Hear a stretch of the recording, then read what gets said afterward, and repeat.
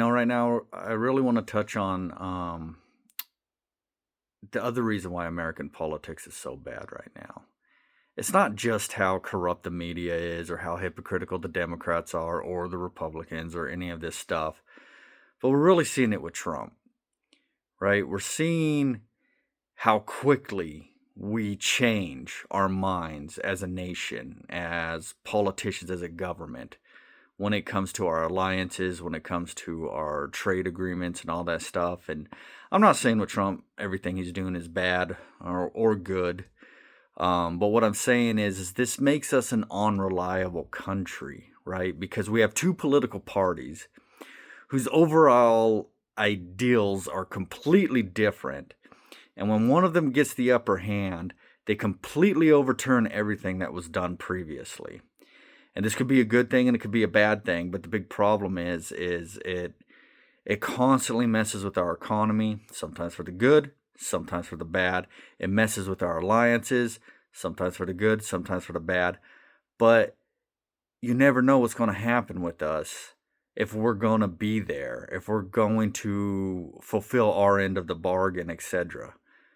And this is a problem when you're a nation that can't be trusted in trade, can't be trusted in military or any of that stuff.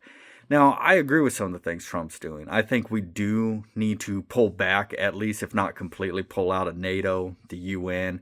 These countries and these institutions have not been our friends. We talk like they're allies, but they're not. They just use us for our money, for our military support, but in the end, they're not really that good to us. We can improve relationships elsewhere, and it's just a constant mess, you know.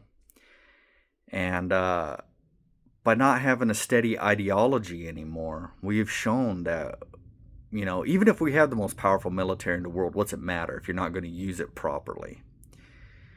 Even if we have the strongest economy in the world, what's it matter if you're going to constantly go back and forth on whether we want to be a part of the global economy or not, et cetera, et cetera. I think there's a way we can find a middle ground to a lot of this, but we're not run by people looking for a middle ground. We're run by people looking for the extremes on both sides, the communist left and the nut job right. They're the ones controlling everything. They're the ones running us into the extremes. And in the end, I don't see how any of this is going to be good for our country. It just can't be. So even if Trump does a great job, even if he brings us the greatest economy, the strongest military, what's that matter if in 4 years or 8 years or 12 years, we just replace it with a government that's going to undo all of it? This is why democracies are failures, is because you let the mob begins to rule. And I think our founding fathers recognize that. If you read their writings and stuff, they recognize that. That's why they established us as a constitutional republic. There was a reason for that. Democracies are failures. Now, a constitutional republic is technically a democracy, but it's a much more controlled democracy, if you will. It does limit the voting power of people and that kind of stuff. So these are things we need to start considering. We need to get more in depth on and realize why this constant back and forth, right? We had a certain foreign policy under George W. Bush, then it completely changes under Barack Obama, then it completely changes under Trump, then it goes over to Biden, which was just a mess at every level. And now it's back to Trump. And he's doing things to kind of clean up the mess, but is he doing the best?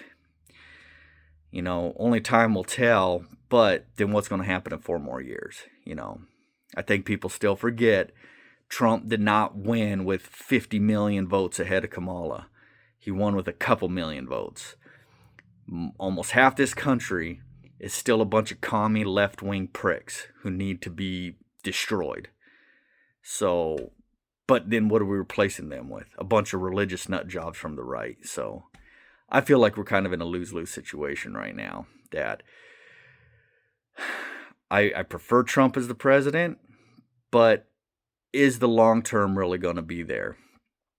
Are the changes he's making really going to make a long term difference? We already see the judicial system fighting back. We see Congress fighting back. So, especially on a lot of this immigration stuff. So, we will just have to see. Like I said, time will tell. But anyone that's ever been even a moderate student of history will know that no matter what lays ahead of us, it is not easy times. And this constant changing of hands of the political parties into these two different extremes is not healthy for our country. We need to fix it. We need to change it. We, the people, can do it, but it's only going to be once we reestablish reason within ourselves. Anyways, thanks for listening. Till next time.